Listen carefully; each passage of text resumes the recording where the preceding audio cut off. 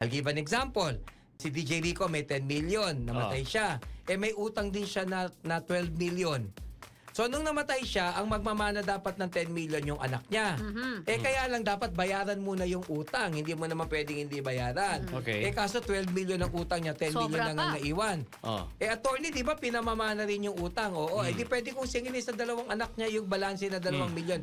Yun ang exception, hindi. Oo, namamana ang obligasyon in the sense na yung bayad ng utang or obligasyon kukunin doon sa matatanggap din nila. Kasi Halimbawa, naman kung sobra halimbawa pa may 10 kukunin. million siya.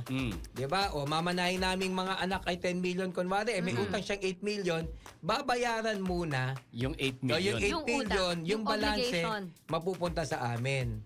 Yung matitira. Actually, technically, mali yan eh. Pag tingnan mo yung civil ko, dapat makuha na muna namin yung mana. Tsas kami Bago babayaran. Kaya lang naging practice, bayaran muna yung utang. Alamin at himayin ang issue at batas dito sa Basta